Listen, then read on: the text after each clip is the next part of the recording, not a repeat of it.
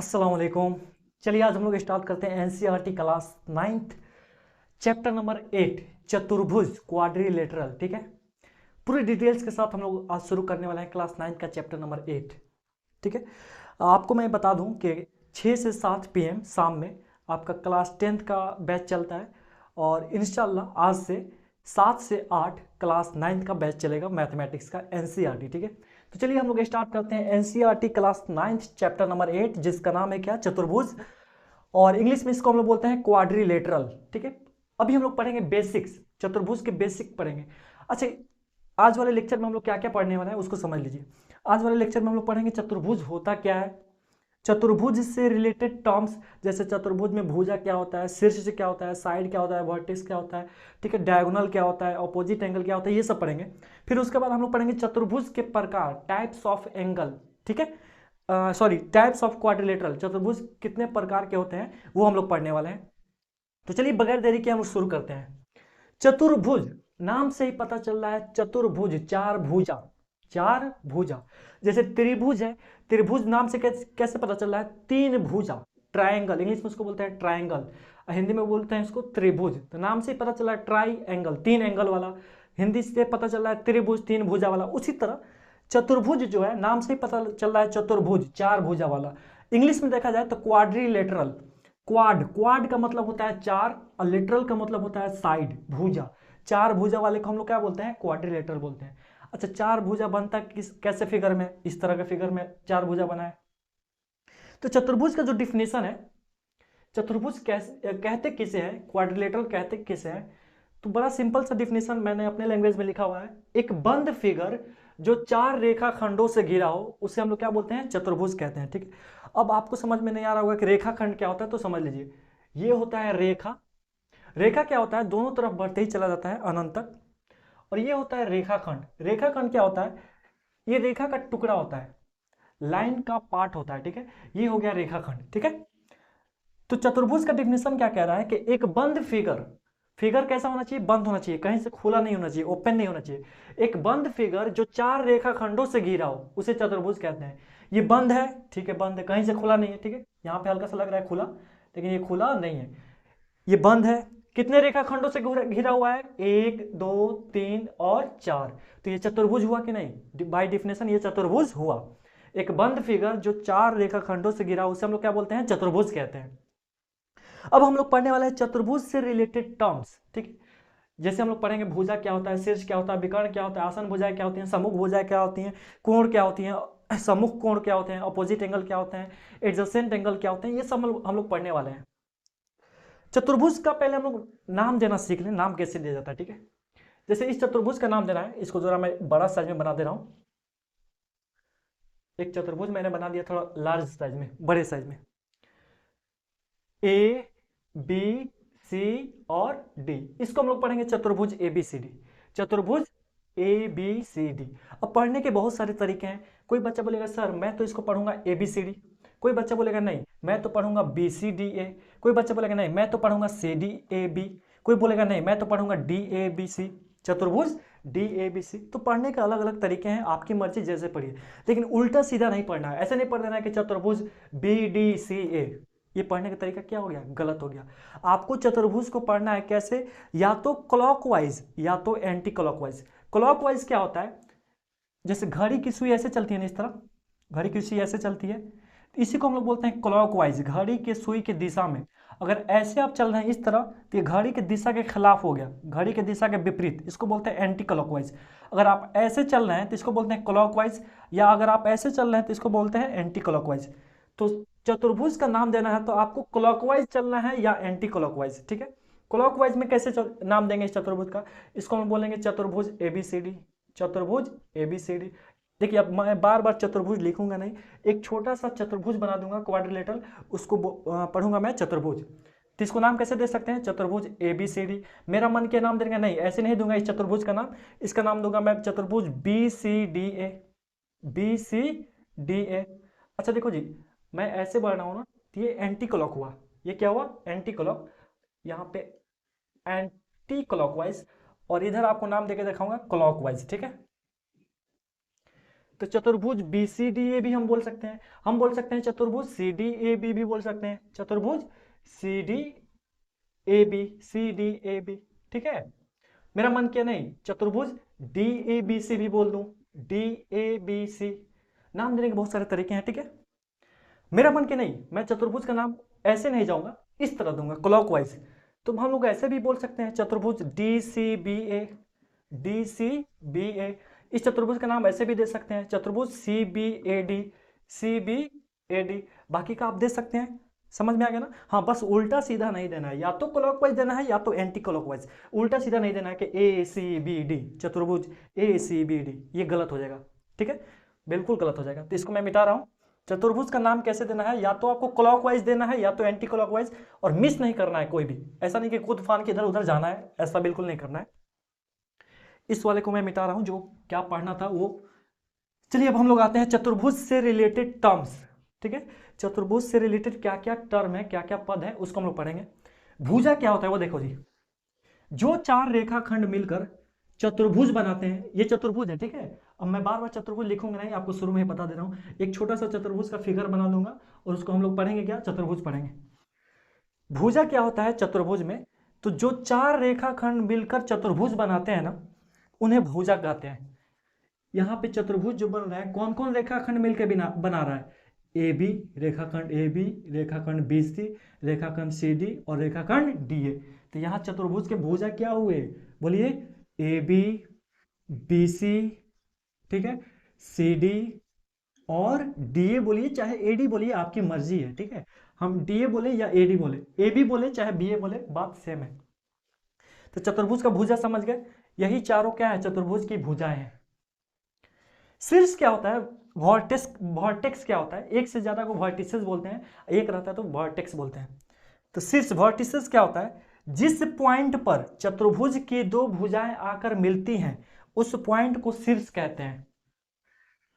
देखो जी, इस वाले पॉइंट पे ये वाला भुजा आके मिल रहा है यहाँ पे, और ये वाला भी भुजा आके मिल रहा है, तो यही पॉइंट क्या कहलाएगा, शीर्ष कहलाएगा। ये क्या कहलाएगा जी, शीर्ष कहलाएगा। क्या कहलाएगा, शीर्ष, ठीक है। वर्टेक्स, एक से ज्यादा रहेगा तो वर्टिसेस।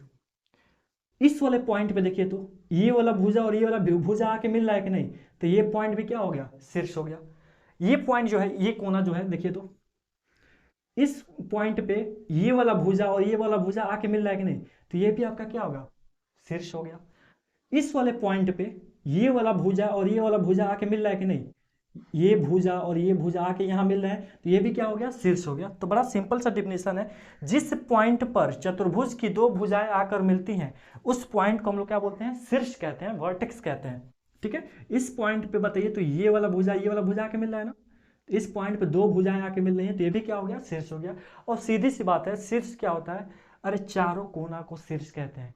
चतुर्भुज के चारों कोना को क्या बोलते हैं, शीर्ष कहते हैं, बात सीधी सी है।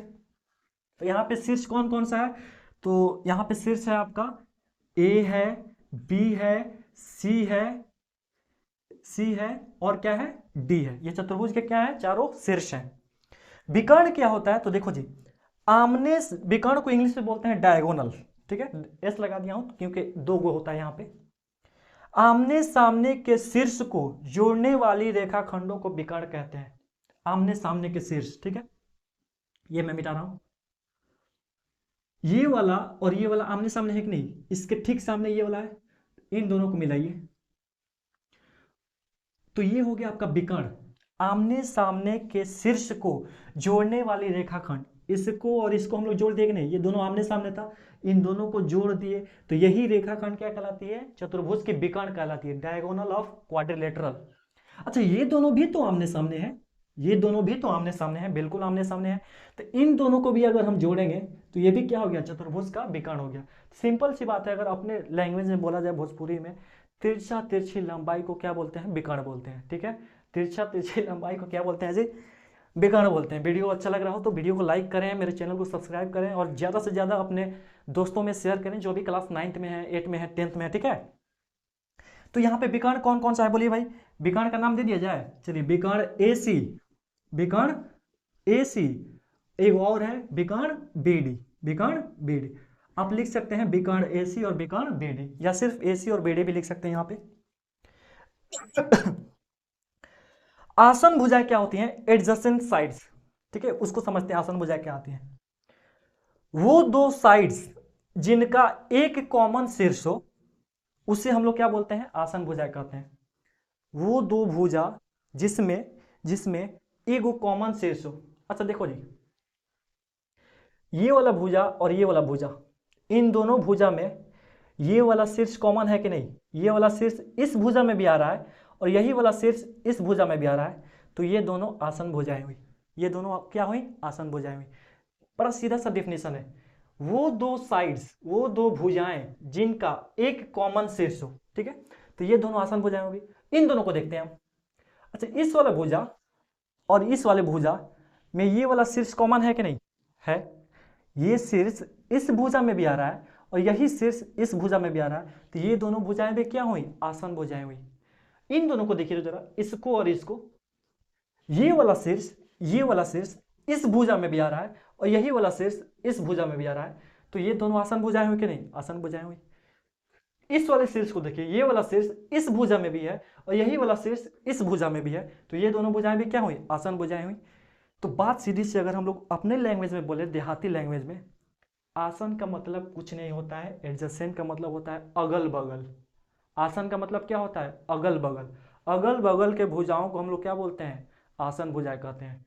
AB और BC अगल बगल है, अगल बगल है, तो ये आसन भुजाएं हो गई AB और BC। BC और CD अगल बगल हैं, एक दूसरे के सटे हुए हैं, तो ये दोनों आसन भुजाएं हो गई। CD और AD एक दूसरे के सटे हुए हैं, अगल बगल हैं, तो ये दोनों आसन भुजाएं हो गई। AD और AB एक दूसरे के सटे हुए हैं, अगल बगल हैं, तो ये दोनों भी आसन भुजाएं हो गई। नोट करके मैंने लिखवाया है, आसन भुजाएं जो होती है ना, ये हमेशा पेयर, जोड़ा में होती हैं, ठीक है। जैसे AB और BC आसन भुजाएं जोड़ा में है कि नहीं? जोड़ा मतलब दो गो, तो ये और ये जोड़ा में है, AB और BC दो गो है। BC और CD भी आसन भुजाएं हैं, दोनों जोड़ा में है। दो गो आ रहा है कि नहीं? BC और CD। तो आसन जहां भी वर्ड आ जाए ना, समझिए वहां जोड़ा की बात होगी, पेयर की बात होगी, ठीक है। तो यहाँ आसन भुजाओं का कौन कौन जोड़ा है? AB और AD है, AB और AD है, ठीक है। AB और BC है, AB और BC भी है, सही है। BC और CD है, BC और CD भी है, सही है। CD और AD है, CD और AD है, ये भी आसन भुजाओं का जोड़ा है। उम्मीद करता हूं कि आसन भुजाएं आपको समझ में आ रही होंगी, ठीक है। आगे देखते हैं, चलिए। सम्मुख भुजाएं क्या होती हैं? सम्मुख मतलब होता है आमने सामने, ऑपोजिट साइड्स, इंग्लिश में बोलते हैं ऑपोजिट साइड। सम्मुख भुजाएं क्या होती हैं? तो देखिए, वो दो साइड्स जिनमें कॉमन शीर्ष ना हो। अच्छा आप बताइए, इसमें इसमें एक को कॉमन शीर्ष है? हाई वाला शीर्ष है में कहीं दिख रहा है? नहीं। चाहे हाई वाला शीर्ष है में कहीं दिख रहा है? नहीं। इसमें देख लीजिए, ये वाला शीर्ष इसमें कहीं दिख रहा है? नहीं। ये वाला शीर्ष इसमें कहीं दिख रहा है? नहीं दिख रहा है। इस वाले साइड इस वाला साइड में एक को शीर्ष कॉमन है? नहीं है। तो ये दोनों हो गई अपोजिट साइड्स, सम्मुख भुजाएं। अच्छा आप बताइए, ये वाला भुजा और ये वाला भुजा में एक को शीर्ष कॉमन है, वर्टेक्स कॉमन है? नहीं है भाई। तो ये दोनों हो गई आपकी सम्मुख भुजाएं, अपोजिट साइड। अच्छा इन दोनों को देखते अगर हम, इसको और इसको, तो इन दोनों में तो एक कॉमन शीर्ष है कि नहीं? ये देख, तो ये अपोजिट साइड हुई कि नहीं हुई? ये अपोजिट साइड नहीं हुई। बात समझ ना जी। बस वैसे दो भुजाएं जिनमें एक को शीर्ष कॉमन ना हो। अपने लैंग्वेज में अगर बोला जाए, देहाती लैंग्वेज में, तो ऑपोजिट साइड किसको कहते हैं भाई? सम्मुख भुजाएं। आमने सामने की भुजाओं को सम्मुख भुजाएं कहते हैं। आमने सामने की भुजाओं को क्या कहते हैं? सम्मुख भुजाएं कहते हैं। अजान हो रही है, 1 मिनट रुकिए। तो चलिए देखते हैं, आमने सामने की भुजाओं को हम लोग क्या बोलते हैं? सम्मुख भुजाएं कहते हैं। अब सम्मुख भुजा में जो होता है ना, वो भी जोड़ा में होता है। बताइए, AB और CD आमने सामने है कि नहीं? तो ये दोनों क्या हुई? अपोजिट साइड्स हुई। ये दोनों क्या हुई? सम्मुख भुजाएं हुई। तो AB और CD, अच्छा AB और DC बोलिए चाहे CD बोलिए, आपकी मर्जी है। AB और CD क्या हुई भाई? ये सम्मुख भुजाओं का जोड़ा हुआ। उसी तरह BC और AD, BC और AD ये भी क्या हुई? ये भी सम्मुख भुजाएं हुई, ठीक है। ये दोनों सम्मुख भुजाएं अपोजिट साइड्स, और ये दोनों भी अपोजिट साइड्स। अपोजिट साइड्स भी क्या होते हैं? जोड़ा में होते हैं, ठीक है। ये अकेले नहीं होता है, ये और ये साथ में होता है, ये और ये क्या होता है? साथ में होता है। कुछ चीजों का जोड़ा जो होता है ना, हमेशा जोड़ा में ही वो अच्छे लगते हैं, ठीक है। तो चलिए अब आगे देखते हैं हम लोग। इसको आप लोग नोट डाउन करिए, फिर आगे अभी हम लोग देखते हैं। चलिए अब हम लोग देखते हैं कोण। चतुर्भुज में कोण क्या होता है? एंगल, ठीक है। बचपन में हम लोग पढ़े हैं, 7 में, 6 में, 8 में, ठीक है। एंगल क्या होता है? दो लाइन जहां आके मिलते हैं, वहीं पे क्या बनता है? एंगल बनता है। या दो किरणें जहां आके मिलती हैं, दो किरणें जहां आके मिलती हैं, उसी को हम लोग क्या बोलते हैं? एंगल बोलते हैं। उसी को हम लोग क्या बोलते हैं? एंगल। या ऐसे भी बोला जाता है, जब दो किरणों का, ये किरण है, ये क्या है? किरण है। ये भी क्या है? आपका किरण है।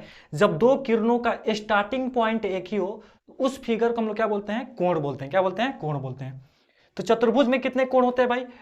एक गो एंगल, दो गो एंगल, तीन गो एंगल और चार गो एंगल। चतुर्भुज में टोटल 4 एंगल होते हैं, टोटल 4 कोण होते हैं। ठीक है, अब नाम दे दिया जाए तो चलिए नाम दे दिया जाए। इसको हम लोग बोल सकते हैं एंगल ए। क्या बोल सकते हैं जी? Angle A. फिर उसके बाद एंगल बी, फिर उसके बाद एंगल सी, फिर उसके बाद एंगल डी। हालांकि नाम देना बेहतर देखिए कैसे होता है। जब भी किसी एंगल का नाम देना होता है ना, तो उसको ऐसे देना बेहतर, जैसे आपको एंगल ए लिखना है ना, तो इसको इस तरह लिखना बेहतर होगा, angle D A B, angle D A B, या बी ए डी भी बोल सकते हैं हम लोग। एंगल बी का नाम देना है बी का, तो बेहतर ऐसे रहेगा, angle A B C, angle A B C. ठीक है, या ऐसे भी बोला जा सकता है एंगल बी को, एंगल सी बी ए, मतलब बी हमेशा बीच में रहना चाहिए। ठीक है, अगर इस एंगल के बारे में बात हो रही है तो ये बी पॉइंट हमेशा कहाँ रहना चाहिए? बीच में। अगर इस वाले एंगल की बात हो रही है तो ए वाला हमेशा कहाँ रहना चाहिए? बीच में। ठीक है, तो ऐसे नाम देना बेहतर है। ठीक है, इसको हम लोग क्या बोल सकते हैं? एंगल सी को angle B C D, angle B C D. ठीक है, या डी सी बी भी बोल सकते हैं।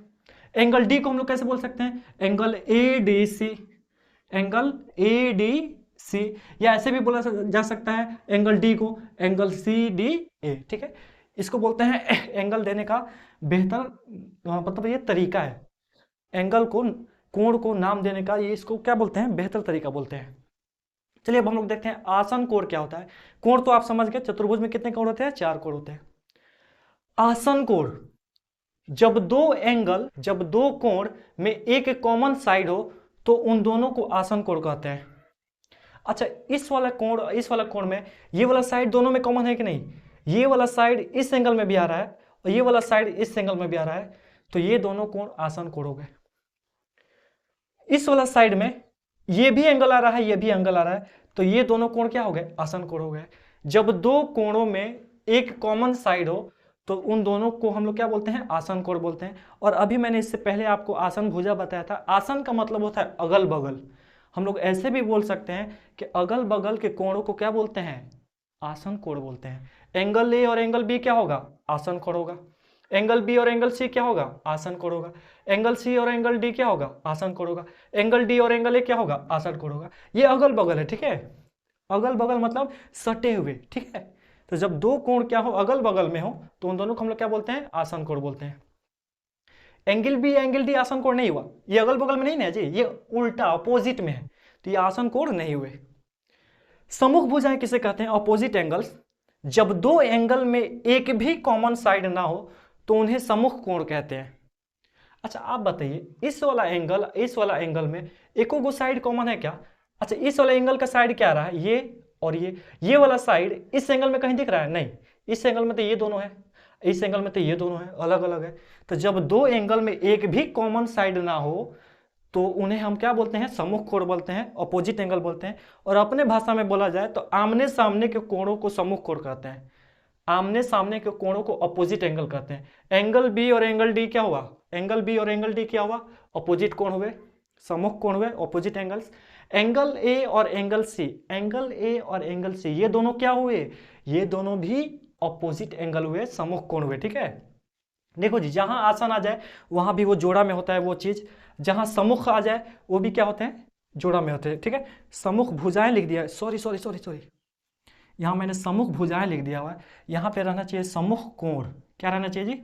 सम्मुख कोण। सम्मुख भुजा तो हम लोग इससे पीछे वाले में पढ़ चुके हैं ना, इससे पीछे वाले में हम लोग सम्मुख भुजा पढ़ चुके हैं। ठीक है, तो इसे आप लोग नोट डाउन करिए। अभी हम लोग बढ़ते हैं चतुर्भुज कितने तरह के होते हैं उसके तरफ।